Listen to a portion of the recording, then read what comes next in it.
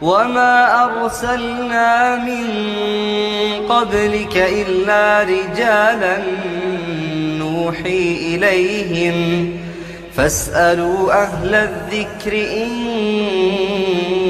كنتم لا تعلمون. السلام عليكم ورحمة الله وبركاته.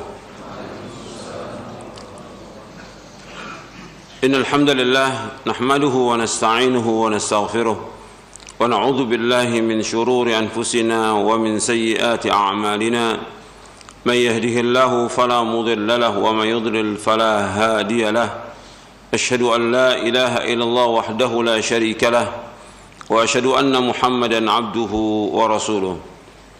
يا أيها الذين آمنوا اتقوا الله حق تقاته ولا تموتن إلا وأنتم مسلمون.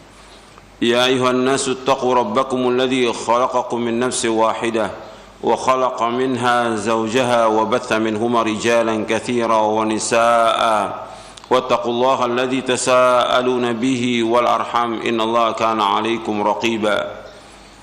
يا أيها الذين آمنوا اتقوا الله وقولوا قولا سديدا يصلح لكم أعمالكم ويغفر لكم ذنوبكم ومن يطع الله ورسوله فقد فاز فوزا عظيما. أما بعد فإن أصدق الحديث كتاب الله وخير الهدي هدي محمد صلى الله عليه وعلى آله وسلم وشر الأمور محدثاتها وكل محدثة بدعة وكل بدعة ضلالة وكل ضلالة في النار. Kepada kaum muslimin dan muslimat yang mudah-mudahan dirahmati oleh Allah Ta'ala, alhamdulillah kita bersyukur kepada Allah Subhanahu wa Ta'ala atas segala nikmat yang Allah karuniakan kepada kita, nikmat Islam, nikmat iman, nikmat sehat, nikmat afiah, nikmat dijauhkan Allah dari berbagai macam malapetaka. Dan kita bersyukur kepada Allah Subhanahu wa Ta'ala diberikan oleh Allah kesempatan untuk menuntut ilmu yang merupakan kewajiban atas setiap muslim dan muslimah. Ini kenikmatan yang besar yang wajib kita syukuri. Kemudian setelah kita menuntut ilmu, kewajiban kita berusaha untuk mengamalkan dengan ikhlas dan ittiba'. Ikhwani fiddin, azakumullah.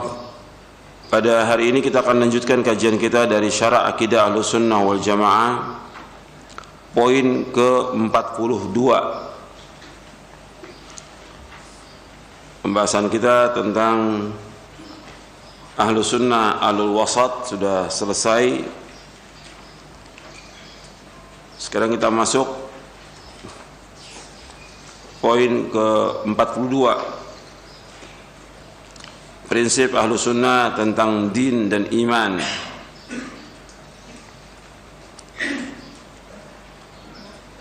Pembahasan ini mengambil dari berbagai kitab yang dibahas oleh para ulama tentang prinsip Ahlus Sunnah wal Jamaah dalam din dan iman. Saya ambil dari Majmu' Fatawa Syekhul Islam Ibn Taimiyah rahimahullah, kemudian dari kitab Al-Aqidah Al-Wasithiyah, At-Tanbihat Al-Latifah ala mahtawat alaihi Al-Aqidah Al-Wasithiyah, kemudian Mujmal Masail Al-Iman wal Kufr Al-Ilmiyah fi Usul Al-Aqidah As-Salafiyah yang ditulis oleh masyayikh yang menulis kutaib kecil tentang Mujmal Masail Al-Iman wal Kufr Al-Ilmiyah fi Usul Al-Aqidah As-Salafiyah yang ditulis oleh Syekh Masyhur Hasan bin Hasan Al-Salman, Syekh Ali bin Hasan Al-Halabi, Syekh Muhammad Musa Al-Nasr, Syekh Salim bin Id Al-Hilali, Syekh Husain bin Auda Al-Waisyah, dan Syekh Basim bin Faisal Al-Jawabirah. Artinya satu kutaib kecil berkaitan dengan prinsip Ahlus Sunnah tentang din dan iman yang ditulis oleh 6 masyayikh.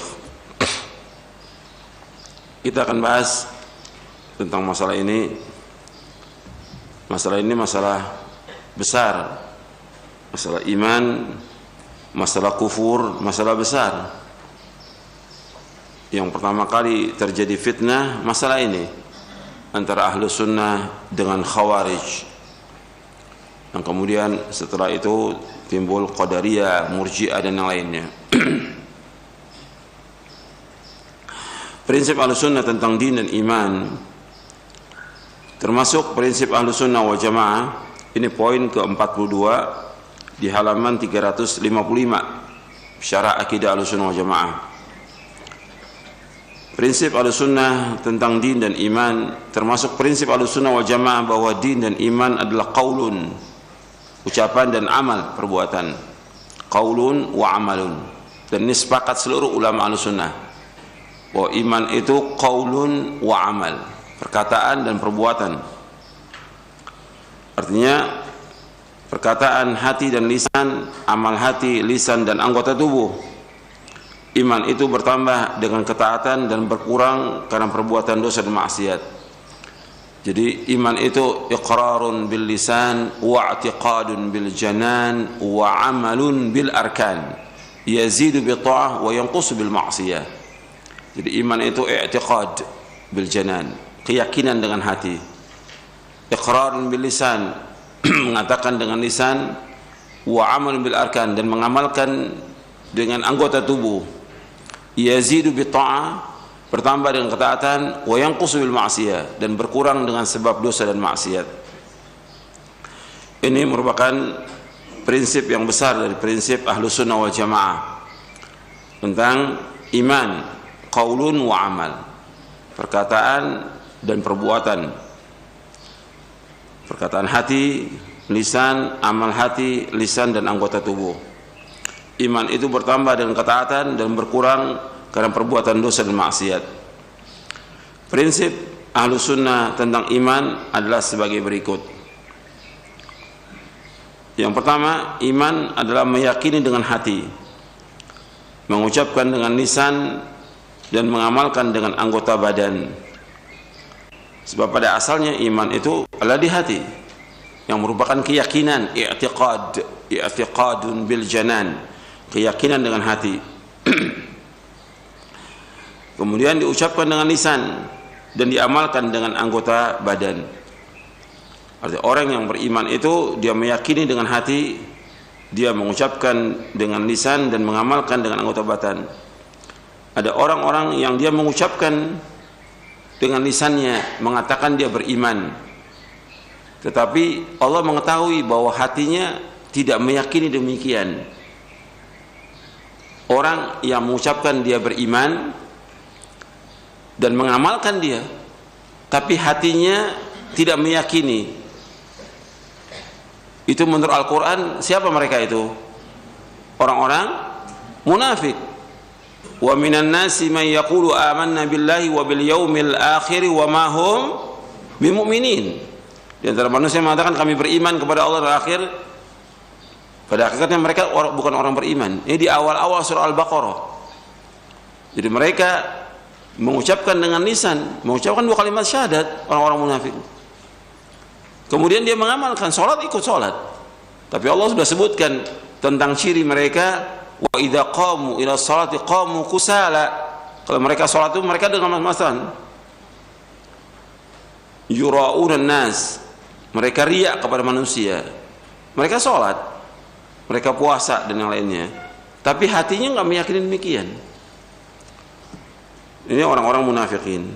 Jadi orang yang beriman itu dia harus meyakini dengan hati, beriman kepada Allah, kepada Rasul-Rasulnya, arkanul iman yang 6, dia iman kepada Allah dan iman kepada yaumil akhir, dia meyakini dengan hatinya. Kemudian dia ucapkan dengan lisan dan dia mengamalkan dengan anggota badan. Yang kedua, amal perbuatan. Amal perbuatan dengan keseluruhan jenisnya yang meliputi amalan hati dan amal anggota badan adalah termasuk hakikat iman. Ahlussunnah tidak mengeluarkan amalan sekecil apapun juga dari hakikat iman, apalagi amalan-amalan besar dan agung. Jadi amalan itu merupakan bagian daripada iman, hakikat iman. Jadi fitnah yang besar itu ketika Murji'ah mengatakan bahwa iman itu hanya qaulun dan i'tiqad, tapi amal tidak masuk. amal tidak masuk. Ini fitnah yang besar.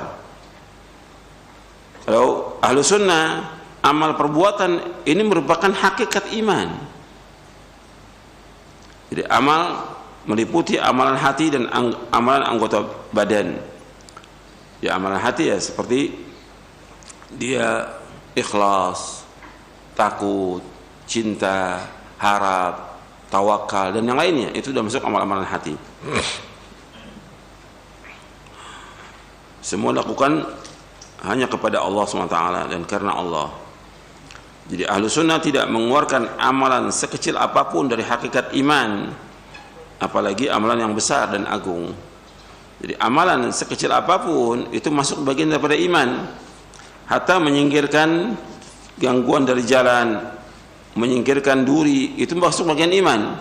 Itu di halaman 361 saya sebutkan tentang al-imanu bid'un wa sab'una aw bid'un wa sittuna syu'batan fa afdaluha qawlu la ilaha illallah wa adnaha imatatul adha 'anil tariq wal haya'u syu'batun minal iman. Iman memiliki lebih dari 70 atau 60 cabang. Cabang yang paling tinggi ada perkataan la ilallah, dan yang paling rendah menyingkirkan duri, gangguan dari jalan. Ini perkara yang kecil, tapi masuk bagian daripada iman, menyingkirkan duri dari jalan itu. Dan malu adalah satu cabang daripada iman. Ini hadis sahih riwayat Bukhari, Muslim dan yang lainnya. Kemudian yang ketiga, bukan termasuk pemahaman ahlu sunnah. Perhatikan, bukan termasuk pemahaman ahlu sunnah bahwa iman adalah pembenaran dengan hati saja, atau pembenaran dengan pengucapan lisan saja tanpa amalan anggota badan. Dan barang siapa yang berpendapat demikian, maka ia telah sesat dan menyesatkan. Sesungguhnya pemahaman seperti ini berasal dari kejelekan faham kaum Murji'ah. Ini susunan tentang prinsip iman ini saya ambil dari Mujmal Masail Iman wal Kufr al-Iman fi Usul Aqidah As-Salafiyah. Di antara yang nulis ini adalah Syekh Ali Hasan Ali Abdul Hamid, yang dituduh oleh sebagian orang Murji'ah, padahal beliau paling keras dengan Murji'ah. Dalam kitab-kitabnya sudah dibantah habis tentang Murji'ah, tapi tetap aja orang masih menuduh beliau Murji'ah. Dan tuduhan itu akan dituntut sampai hari kiamat nanti, itu berat itu. Jadi tentang iman itu hanya pembenaran dengan hati atau ucapan lisan, ini pemahaman Murji'ah. Dan sebenarnya saya sudah sedikit jelaskan tentang Murji'ah untuk melihat di halaman 351 ketika kita membahas tentang wasati al-sunnah. 351, Murji'ah adalah aliran sesat dan termasuk ahlul bid'ah. Berasal dari kata irja yang berarti pengakhiran, sebab mereka mengakhirkan atau memisahkan amal dari iman.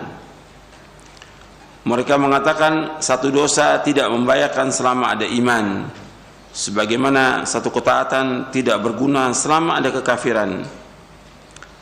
Menurut mereka, amal tidak termasuk dalam kriteria iman, serta iman tidak bertambah dan tidak berkurang.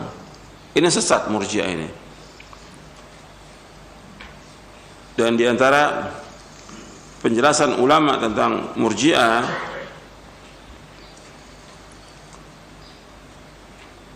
jadi Murji'ah firqatun dhalalah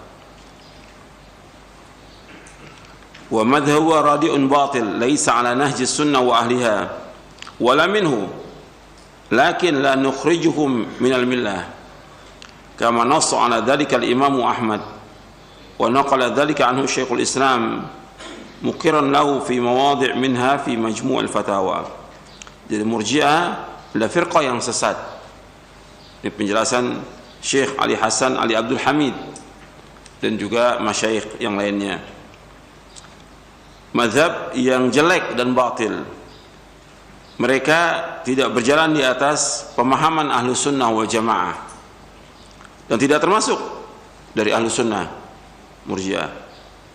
Akan tetapi kita tidak mengeluarkan mereka dari agama, sebagaimana dijelaskan yang demikian oleh Imam Ahmad dan dinukil oleh Syekhul Islam Ibn Taimiyah di dalam kitabnya Majmu' Fatawa di juz yang ke-12 dan juga di juz yang ke-23. Dan Murji'ah juga ada beberapa kelompok, ada Jahmiyah Murji'ah, ada Karamiyah, ada Murji'ah Fuqaha, dan juga dimasukkan oleh para ulama tentang Asy'ariyah. Jadi Asy'ariyah termasuk yang mengatakan bahwa iman at-tasdiq hanya membenarkan saja. Ini dijelaskan oleh Syekhul Islam di dalam Majmu' Fatawa di juz yang ke-7.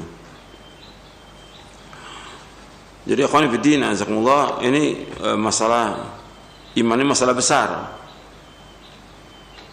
Menurut Murji'ah bahwa iman itu satu kesatuan, jadi nggak bisa kemudian dia dihilangkan. Artinya satu kesatuan, kalau sudah dikatakan dia beriman dengan hatinya dan dengan lisannya, berarti dia beramal atau tidak, ya tidak ada masalah. Ini Murji'ah sesat. Maka mereka berpendapat orang berbuat dosa tidak berpengaruh kepada imannya karena satu kesatuan. Sama seperti juga Khawarij. Khawarij mengatakan iman itu satu kesatuan. Ketika orang tidak mengerjakan amal, maka dia keluar dari Islam.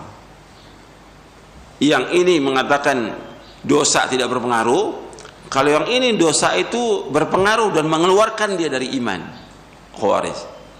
Ini dua yang bertentangan ini. Dua-duanya sesat. Dua-duanya sesat. Baik itu Murji'ah maupun juga Khawarij.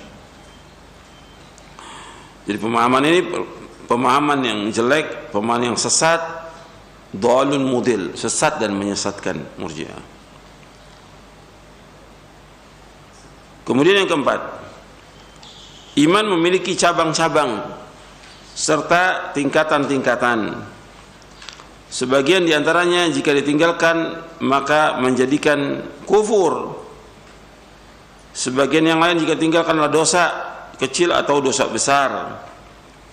Dan sebagian yang lain jika ditinggalkan akan menyebabkan hilangnya kesempatan memperoleh pahala dan menyia-nyiakan ganjaran. Jadi iman itu bercabang seperti yang sudah kita baca tadi hadisnya di halaman 361. Iman itu lebih dari 60 atau 70 cabang.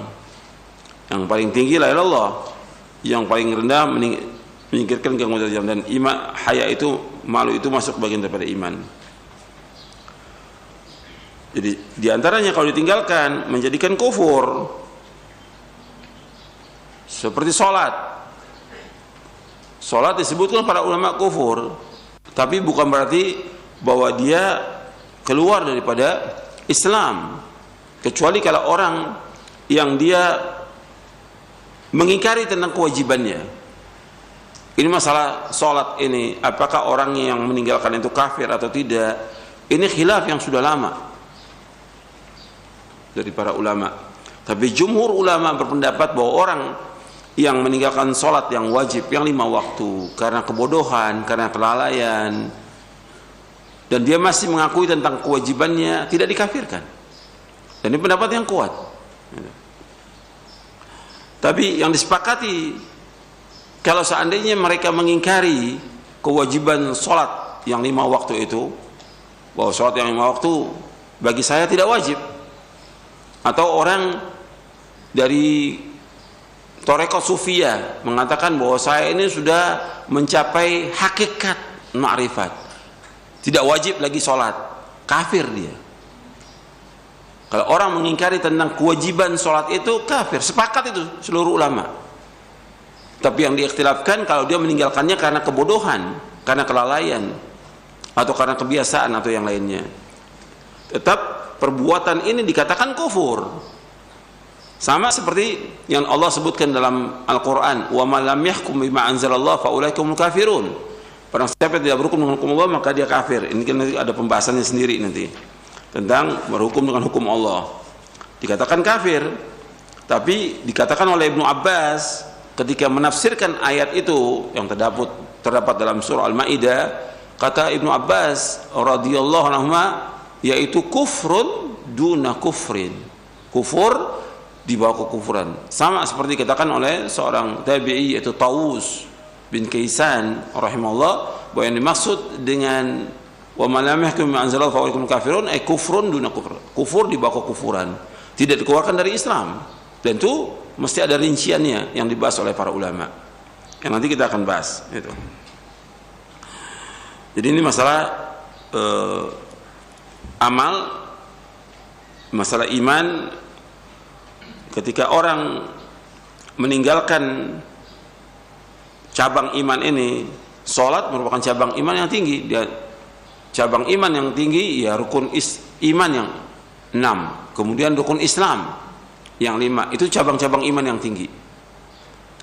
Dari 60 cabang itu atau 70 cabang yang paling tinggi ini.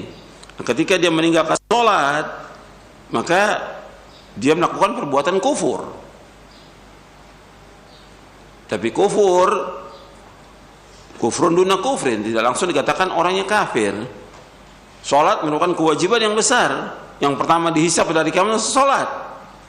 Bukan masalah kecil, masalah besar. Dan sebaik-baik amal, wa'alamu anna khaira a'malikum as-shalah. Ketahuilah sebaik-baik perbuatan kalian adalah sholat. Sebaik-baik amal kalian sholat. Maka nggak boleh orang menganggap remeh masalah sholat ini. Tapi yang jadi masalah ketika orang itu meninggalkannya karena kebodohan seperti yang terjadi sekarang ini. Banyak kaum muslimin yang meninggalkan sholat. Apakah dia pegawai atau pekerja, pedagang di pasar, atau satpam, atau supir, atau pelajar, atau yang lain, banyak yang meninggalkan sholat. Apakah dengan dia meninggalkan sholat dikafirkan? Nah, ini yang jadi masalah. Kalau para ulama mengatakan tidak dikafirkan, tapi dia melakukan perbuatan dosa besar yang besar, lebih besar dosanya daripada dosa zina, lebih besar dari dosa membunuh dan yang lainnya. Sebagaimana penjelasan Al-Imam Ibnu Qayyim dalam kitabnya As-Shalah wa Hukmu Tarikiha, dan juga penjelasan para ulama yang lain tentang masalah ini. Jadi ada di antara amal-amal yang kalau ditinggalkan dia kufur. Dan dalam Islam ada perkataan kalimat kufur bukan berarti orangnya kafir. Seperti Nabi menyebutkan SAW, sibabul muslimi fusuqun wa qitaluhu kufrun. Sibab artinya mencaci maki orang mukmin merupakan kefasikan, dosa. Dan memeranginya kufur. Memeranginya itu kufur, bukan berarti orang yang memerangi orang muslim kafir, tidak. Bahkan Allah mengabadikan dalam Al-Quran dua kelompok yang mereka berperang, tapi Allah tetap masih menyematkan iman dalam hati mereka. Wa in ta'ifatani minal mu'minina iqtatalu fa aslihu bainahuma. Dalam surah Al-Hujurat, apabila dua kelompok orang yang beriman berperang, maka kamu islah, damaikan mereka. Tapi Allah masih menyebutkan kalimatnya apa? Mukmin, tidak dikafirkan. Padahal ini perbuatan dosa besar, memerangi orang mukmin dosa besar, tapi tidak dikafirkan. Kemudian ada sebagian lain lagi, jika ditinggalkan dia termasuk dosa kecil atau dosa besar. Ada perbuatan yang amal yang dia tinggalkan termasuk dosa besar. Perbuatan-perbuatan yang termasuk dosa besar. Berbakti pada kedua orang tua merupakan cabang iman dan wajib. Ketika ditinggalkan dia telah berbuat dosa besar. Maka jilbab itu wajib. Ketika dia meninggalkan, dia melakukan perbuatan dosa besar. Sampai Nabi mengancam mereka dengan apa? Dengan masuk neraka. Sinfani min ahli nar, dua golongan yang termasuk ahli neraka. Dan antaranya Nabi menyebutkan SAW, yaitu nisaun kasiyatun ariyatun ma'ilatun mumilat ru'usuhunna ka'asnimatil bukhtil ma'ila la yadkhulna al-jannata wa la yajidna rihaha. Kata Nabi SAW, ada dua golongan yang dia diancam masuk neraka. Pada zaman Rasulullah aku nggak melihat mereka. Yang pertama, orang-orang yang membawa pecut seperti buntut sapi, yadribuna bihan nas, yang dia pukul manusia. Yang kedua, nisaun kasiyatun ariyat, perempuan-perempuan yang berpakaian tapi telanjang. Berpakaian tapi telanjang. Mereka berjalan berlenggak-lenggok, kepala mereka seperti punuk onta. Mereka tidak masuk surga dan tidak mencium aroma surga. Ini perkataan Rasulullah SAW. Hadis yang sahih diriwayatkan oleh Imam Muslim dari sahabat Abu Hurairah radhiyallahu an. Ini ancaman. Perhatikan ya, ini bentuknya ancaman. Bukan berarti kalau orang nggak pakai jilbab pasti neraka, tidak. Ancaman sama seperti ancaman kullu bid'atin dhalalah wa qudulatin finnar. Setiap bid'ah itu sesat, setiap kesesatan tempat neraka. Ini ancaman. Bentuknya ancaman, bukan memastikan orang itu masuk neraka, bukan. Tapi bentuknya apa? Wa'id, ancaman. Itu harus perhatikan tuh. Banyak orang salah paham. Ketika kita menjelaskan ada tentang ancaman ini, dianggap wah kita memastikan orang masuk neraka. Tidak, dan tidak boleh. Jadi ada orang meninggalkan perbuatan yang kalau ditinggalkan perbuatan itu dia melakukan perbuatan dosa besar. Atau perbuatan dosa dia melakukan perbuatan dosa, seperti syiar Islam yang besar, sholat berjamaah. Ini syiar Islam besar. Sholat Jumat, syiar Islam besar. Ketika orang meninggalkan sholat berjamaah di masjid, dia dosa besar. Bahkan dimasukkan oleh sahabat Abdullah bin Mas'ud radhiyallahu an, termasuk orang apa? Yang nggak sholat berjamaah termasuk orang apa? Munafik. Nah, riwayatnya akhir ini sahih, diriwayatkan oleh Imam Muslim dalam sahihnya. Bukan masalah kecil. Sebab ini syiar agama Islam, sholat berjamaah. Azan dikumandangkan 5 waktu, terdengar oleh semua orang. Untuk apa azan? Untuk manggil orang sholat berjamaah. Kalau dia orang beriman mesti datang dia. Tapi ketika dia tidak datang, ini imannya nggak beres ini. Di sini dia berbuat dosa. Karena Allah memerintahkan untuk berjamaah dalam surah Al-Baqarah di ayat 43, wa aqimus salata wa atuz zakah warka'u ma'rakin. Jadi karena salat, keluarkanlah zakat dan rukulah bersama orang yang ruku. Artinya salat sedang berjamaah. Makanya Al-Hafidz Ibnu Katsir ketika menjelaskan ayat ini surah Al-Baqarah ayat 43, istadalla aktsarul ulama bihadhil ayat ala wujubi salatul jamaah. Ulama mengambil dalil ayat ini tentang wajibnya salat berjamaah. Wajib. Ketika ditinggalkan, dosa atau tidak? Dosa. Jadi ini masuk iman, sholat berjamaah masuk iman. Ketika ditinggalkan, dia masuk nifak dan berbuat dosa besar. Ini banyak kaum muslimin yang seperti ini.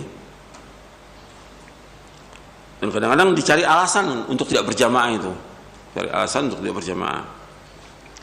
Dan ini syiar Islam yang besar. Kalau sholat Jumat, lebih berat lagi.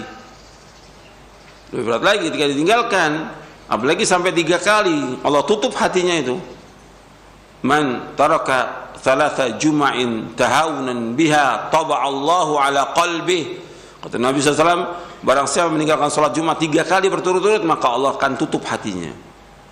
Khatamallahu ala qulubihim. Allah tutup hati mereka. Dan ada sebagian lagi kalau ditinggalkan menyebabkan hilangnya pahala. Seperti apa? Seperti sholat-sholat sunat. Ini jangan ditinggalkan. Untuk kesempatan untuk mencari ganjaran yang besar, sholat-sholat sunat jangan tinggalkan. Yang wajib diiringi dengan sholat sunat rawatib. Kemudian juga sholat malam jangan tinggalkan. Jadi jangan akan sholat sunat ini nggak apa-apa. Justru kesempatan kita mencari ganjaran. Gitu. Begitu juga ketika adanya musibah. Ini perhatikan, banyak juga orang ketika kena musibah ya berkeluh kesah. Mestinya dia sabar dan redho.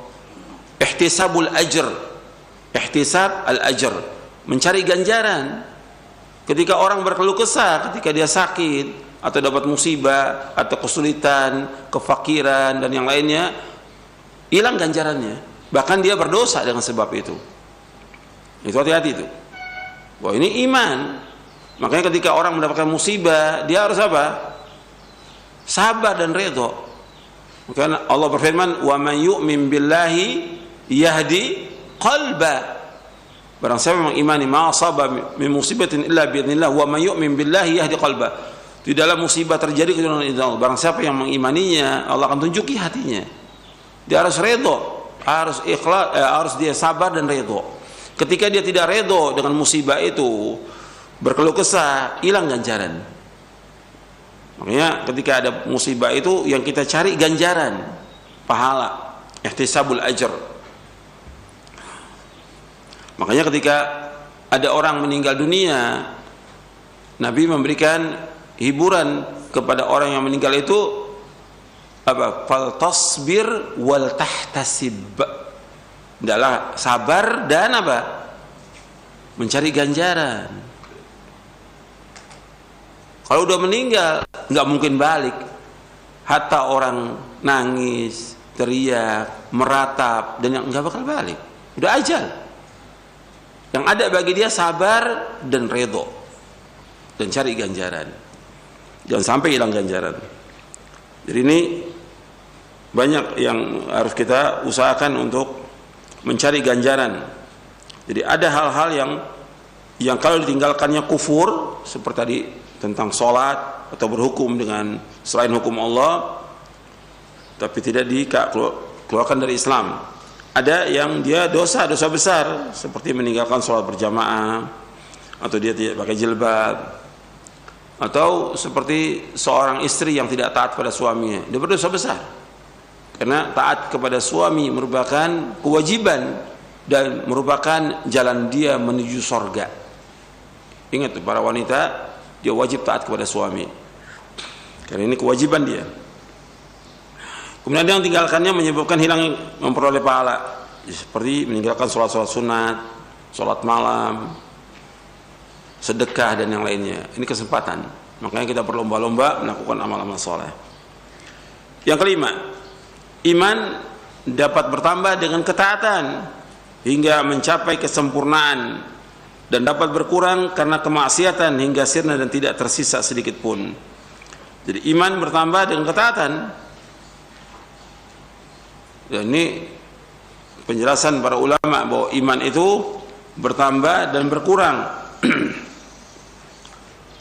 Dalil tentang iman itu bertambah untuk melihat di halaman 358 359.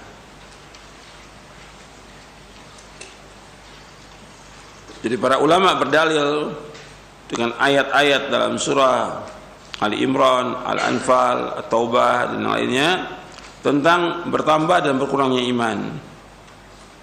Imam Sufyan bin Uyainah rahimahullah pernah ditanya, apakah iman bertambah dan berkurang? Beliau menjawab, tidaklah kalian membaca ayat Al-Quran, alladzina qala lahumun nasu innan nasa qad jama'u lakum fakhshawhum fazadahum imanan wa qalu hasbunallahu wa ni'mal wakil. Yaitu orang-orang yang mentaati Allah dan Rasulnya, yang ketika ada orang-orang mengatakan kepadanya, orang-orang Quraisy telah mengumpulkan pasukan untuk menyerang kalian, karena itu takutlah kepada mereka. Ternyata ucapan itu menambah kuat iman mereka, dan mereka menjawab, cukuplah Allah menjadi penolong bagi kami dan dia sebaik pelindung. Atau seperti ayat dalam surah Al-Kahfi ayat 13, nahnu naqussu 'alaika an naba'um bil haqq innahum fitatun amanu bi rabbihim wa zidnahum huda. Kami ceritakan kepada kamu Muhammad kisah mereka dengan sebenarnya, sungguhnya mereka adalah pemuda-pemuda yang beriman kepada Rabb mereka, dan kami tambahkan petunjuk kepada mereka. Kemudian Imam Sufyan bin Uyainah rahimahullah ditanya lagi, apa dalil berkurangnya iman? Jawab beliau, tidak ada sesuatu yang bertambah melainkan ia juga berkurang. Hal ini sesuai dengan apa yang dilakukan oleh Imam Bukhari dalam sahihnya. Beliau memuat bab ziyaratul iman wa nuqsanuhu, bertambahnya iman dan berkurangnya iman. Jadi iman itu bertambah dan berkurang. Bertambah dengan ketaatan. Jadi kalau kita melakukan ketaatan, Itu antum bisa merasakan tuh iman itu bertambah. Ambil contoh seperti Ramadan. Di bulan Ramadan antum merasakan tuh iman itu bertambah. Antum puasa, baca Al-Quran, artinya kita puasa, baca Al-Quran. Kemudian ada sebagian lagi yang sedekah, sholat tarawih, berzikir, dan yang lainnya, perbuatan baik. Itu terasa tuh iman itu bertambah gitu. Tapi begitu selesai Ramadan, nah mulai itu udah nggak puasa, nggak sedekah, tadi baca Qurannya sehari 3 juz atau 4 juz atau 5 juz, sekarang udah nggak baca lagi gitu. Kelihatan tuh berkurang. Belum lagi perbuatan dosa dan maksiat yang dilakukan, membuat iman itu berkurang. Makanya seorang beriman itu harus jaga itu amal-amal soleh, dijaga. Bagaimana kita istiqomah dalam melakukan amal-amal soleh dan jaga. Sebab khawatir, para ulama salaf itu khawatir ketika dia berbuat sesuatu yang melanggar syariat atau maksiat, dia khawatir dia mati dalam keadaan su'ul khatimah. Itu yang dikhawatirkan. Maka dijaga, sholat yang 5 waktu dijaga, sholat sunat dijaga, amal-amal soleh yang dijaga, baca Al-Quran jangan antum tinggal itu. Karena kalau antum perhatikan, baca Al-Quran itu merupakan yang besar untuk bertambahnya iman.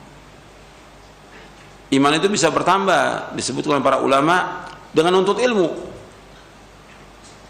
Syekh Abdul Razak dalam kitabnya Asbab Ziyaratul Iman, beliau menjelaskan di antara sebab-sebab untuk bertambahnya iman, yang pertama itu ta'allumul al-ilmun nafi, belajar ilmu yang bermanfaat.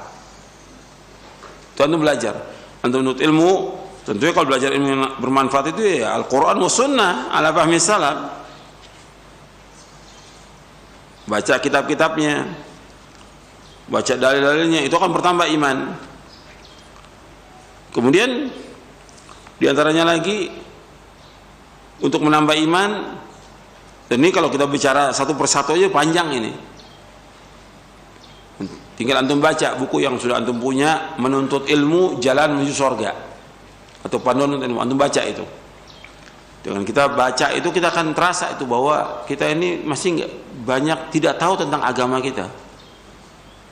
Kita banyak lalai gitu. Kita nggak belajar sungguh-sungguh. Makanya harus betul-betul belajar dan bersungguh-sungguh Al-Quran wa sunnah ala fahmi salaf. Nanti akan terasa tuh iman kita bertambah. Terasanya setelah kita belajar dan kita amalkan. Kemudian di antaranya lagi yang kedua, qiraatul Qur'anul Karim wa tadabburuhu. Membaca Al-Qur'anul Karim dan tadabbur. Arti tadabbur merenunginya, memahaminya dan mengamalkannya. Itu akan bertambah. Makanya antum jangan tinggalkan tuh baca Al-Quran. Makanya Nabi menyuruh kita menghatamkan Quran itu setiap berapa hari sekali. Nabi SAW memerintahkan kepada Abdullah bin Amr bin As dan kepada kita semua, Iqra'il Quran fi syahr. Iqra'il Quran fi syahr artinya baca Quran itu, hatamkan Quran selama sebulan. Berarti sehari berapa juz? 1 juz. Kemudian Nabi tambahkan lagi, Iqra'hu fi 20 laila. Baca selama 20 hari. Berarti kalau 20 hari paling enggak kita baca berapa juz tuh? 4 juz kita. Berapa juz? 2 juz atau 3 juz kita baca. Itu baca tiap hari.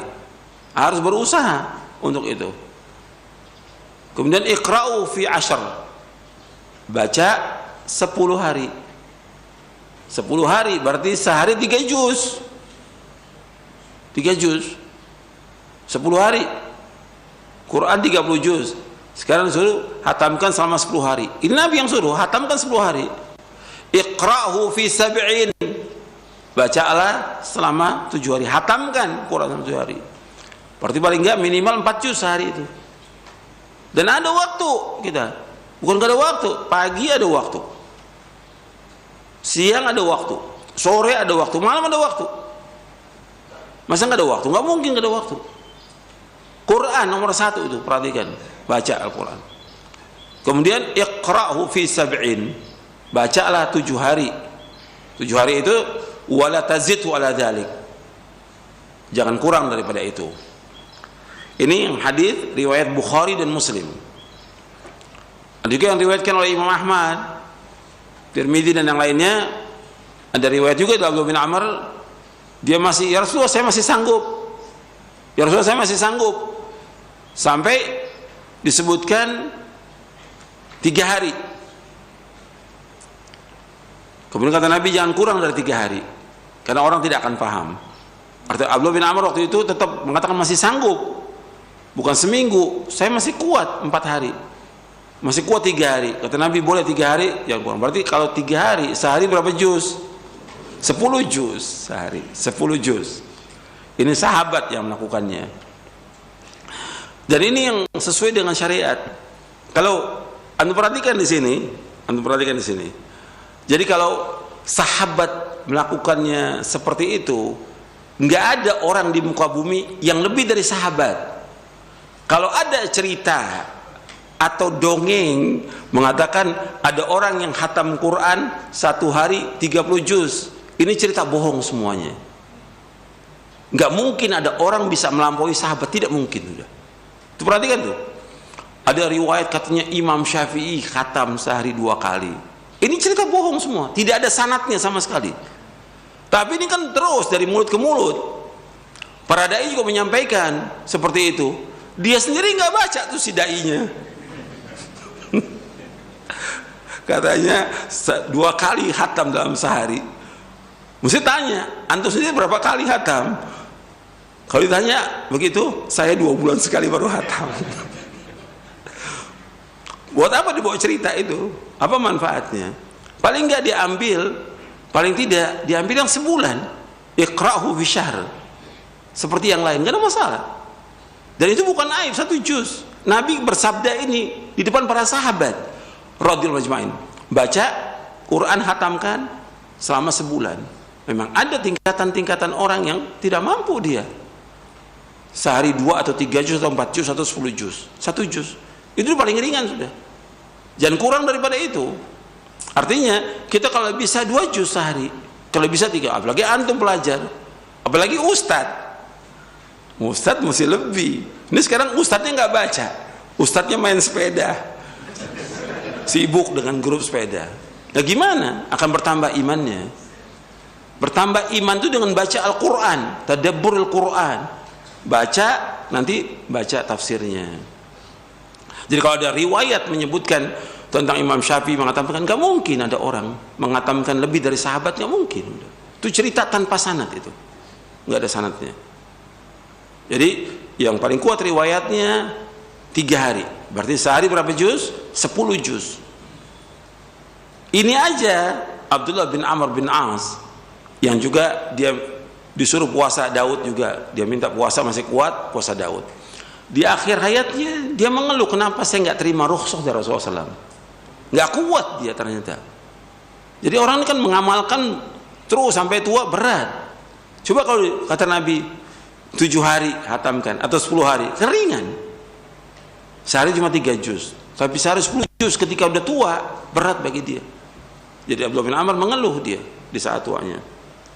Kemudian di antara yang dapat iman ini bertambah, yaitu ma'rifatu asma'illahil husna wa sifatil ula, mengenal nama-nama Allah yang baik dan sifat yang tinggi.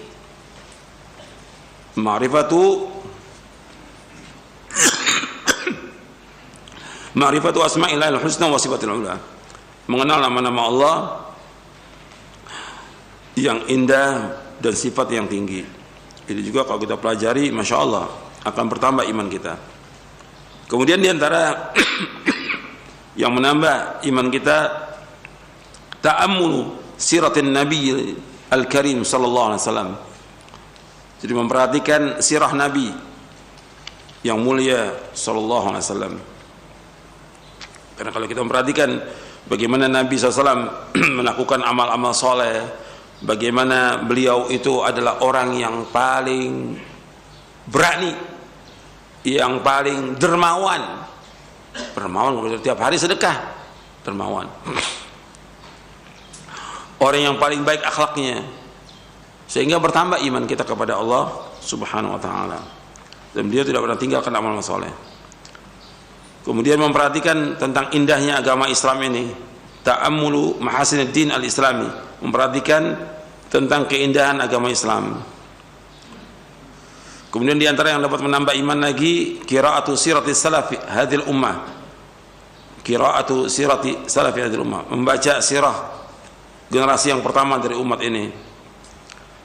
Kemudian yang dapat menambah iman lagi, ta'ammul fi atillahil kauniyah, yaitu memperhatikan tentang ayat-ayat Allah al-kauniyah, itu yang di alam semesta ini, seperti yang Allah sebutkan di akhir surah Ali Imran. Memperhatikan ayat-ayat Allah tentang langit, bumi, matahari, bulan, bintang, itu akan menambah iman kita kepada Allah Ta'ala. Kemudian diantaranya lagi yang terakhir, al-ijtihad fil a'mali salihah, bersungguh-sungguh dalam melakukan amal saleh. Ketika orang melakukan amal saleh betul-betul bersungguh-sungguh, maka akan bertambah iman dia. Dan kita berusaha bagaimana bertambah iman kita. Kalau berkurangnya ya lawannya daripada itu. Di antaranya yaitu tidak menuntut ilmu, tidak membaca Al-Quran, lalai, berpaling dari peringatan, berbuat dosa dan maksiat dan yang lainnya. Itu di antara yang membawa orang kepada berkurangnya iman. Jadi iman dapat pertama dengan ketaatan, dan kita berusaha berlomba-lomba melakukan ketaatan sehingga mencapai kesempurnaan, dan dapat berkurang karena kemaksiatan hingga sirna. Artinya orang kalau sudah melakukan berbagai macam maksiat sampai hanya tersisa sedikit aja dari imannya, itu dari pokok keimanan. Kemudian yang keenam, kebenaran dalam masalah iman dan amal ini serta hubungan timbal balik antara keduanya dari segi keterkaitannya, kurang atau lebihnya, tetap atau sirnanya, terdapat dalam kandungan pembicaraan Syekhul Islam, yakni asal iman dari dalam hati, yakni ucapan dan amalan hati, berupa pengakuan, pembenaran, cinta dan kepatuhan. Jadi asal iman dari dalam hati, yakni ucapan dan amalan hati, berupa pengakuan, pembenaran, cinta dan kepatuhan, arti ketaatan.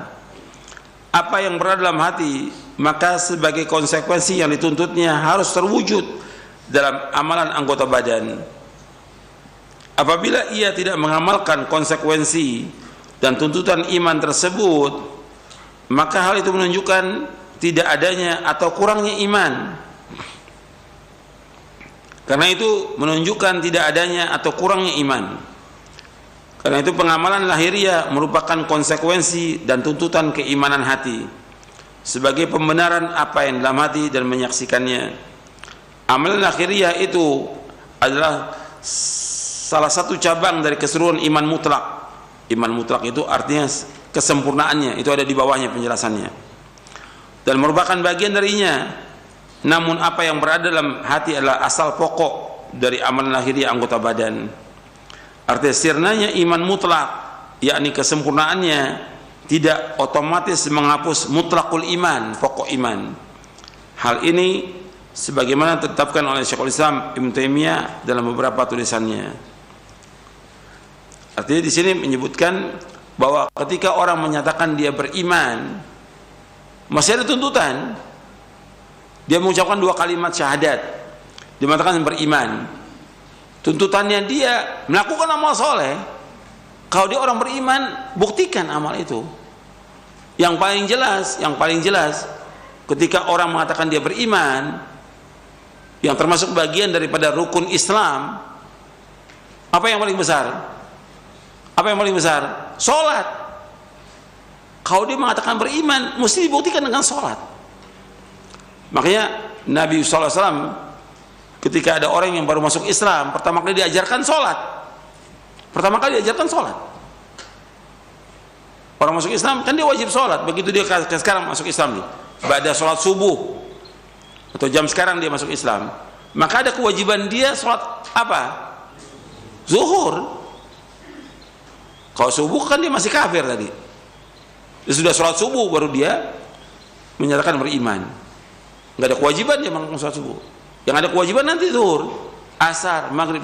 Mulai saat dia mengucapkan 2 kalimat syahadat, asyhadu an la ilaha illallah wa asyhadu anna muhammadar, sudah wajib kewajiban sholat dia. Nggak ada mengatakan, oh karena baru masuk Islam nanti dulu sholatnya. Nggak ada. Saat itu juga dia wajib sholat. Atau sebelum zuhur, 11:30 dia masuk Islam, dia setelah mengucapkan 2 kalimat syahadat dia harus mandi, kemudian dia sholat. Saat itu juga dia harus melakukan. Makanya pertama kali Nabi ajarkan sholat. Dibuktikan tuh, kalau dia mengatakan 2 kalimat syahadat, dia mengatakan beriman, dibuktikan dengan sholat. Nah sekarang ada orang yang dia mengucapkan syahadat, dia Islam, keturunan Islam, KTP-nya Islam, tapi nggak sholat dia. Kata Syekhul Islam, nggak otomatis dia dikatakan kafir, tidak.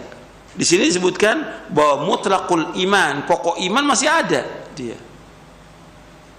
Meskipun dia udah hilang tuh, iman mutlaknya, kesempurnaan udah hilang dah. Karena yang wajib ditinggalkan sama dia. Tapi nggak langsung dia dikatakan keluar dari Islam, tidak. Ada wanita, dia muslimah, tapi nggak pakai jilbab, pakaiannya telanjang dia. Tapi dia mengatakan Islam, orang tuanya Islam, bahkan anaknya ustadz lagi dia, anaknya kiai, nggak pakai jilbab. Ada nggak anak kiai nggak pakai jilbab? Ada, nggak pakai jilbab dia, dan muncul di media-media dia, nggak pakai jilbab. KTP-nya Islam, bapaknya Islam, dia nggak pakai jilbab. Apa dikatakan kafir? Tidak. Tetap dia muslimah, cuma yang kurang imannya. Dia berdosa dengan dia terbuka aurat, dia mengumbar aurat, dosa besar, bukan dosa kecil. Jadi ini perhatikan, iman itu harus dibuktikan dengan amal. Ketika amal itu tidak terbukti, bukan langsung orang yang dikafirkan. Kalau menurut khawarij, ketika tidak dibuktikan itu, bahkan dia berbuat dosa, kafir sudah dia, kafir. Kalau bagi Murji'ah nggak perlu amalan. Bagi Murji'ah, orang udah mengatakan syahadat, dia beriman, dia nggak melakukan amal soleh, bagi Murji'ah sempurna imannya. Bagi Murji'ah ini sesat, menyesatkan.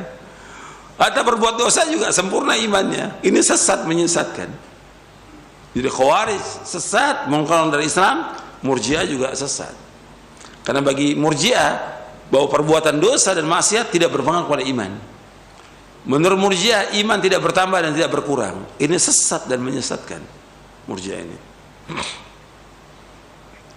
Kadang-kadang yang seperti ini udah jelas irja itu sesat, kemudian disematkan kepada syekh yang mendakwakan dakwah tauhid, dakwah sunnah.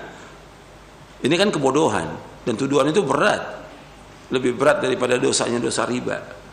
Syekh Ali Hasan termasuk yang paling tegas dalam menjelaskan tentang firqah-firqah yang sesat. Dari mulai dia belajar dengan Syekh Albani sampai akhir hayatnya. Makanya ketika ada orang menuduh dia Murji'ah, kata Syekh Ali Hasan, tunjukkan di mana perkataan saya atau tulisan saya yang menjelaskan bahwa amal itu tidak masuk bagian daripada iman. Buktikan. Nggak ada. Ini kezaliman yang besar ini dari orang-orang yang menuduh Syekh Ali Hasan rahimahullah rahmatan wasi'ah sebagai Murji'ah. Itu dosa besar yang paling besar. Karena menuduh orang yang beriman, menuduh seorang ulama dengan Murji'ah, ini bukan masalah kecil, masalah besar. Akan dituntut sampai hari kiamat nanti.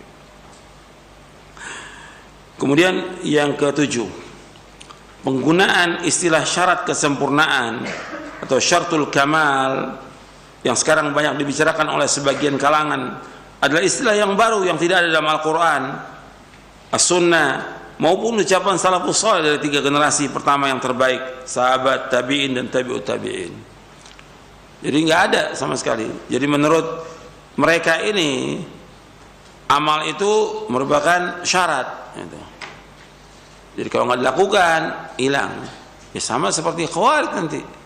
Kalau Khawarij mengatakan kalau orang tidak melakukan amal atau dia berbuat dosa besar, maka dikafirkan dia. Jadi istilah syaratul kamal atau syaratul sihah ini nggak ada dalam Quran maupun Sunnah dan juga dalam perkataan salafus saleh. Ya sampai sindo, sampai 7 poin. Nanti yang lainnya insyaallah kita lanjutkan. Itu saja yang perlu saya sampaikan. Mudah-mudahan bermanfaat untuk saudara sekalian. Kurang lebihnya saya mohon maaf. Wassalamualaikum Muhammadin sallallahu alaihi wasallam. Subhanakallahumma bihamdik asyhadu an la ilaha illa anta astaghfiruka wa atubu ilaik. Assalamualaikum warahmatullahi wabarakatuh.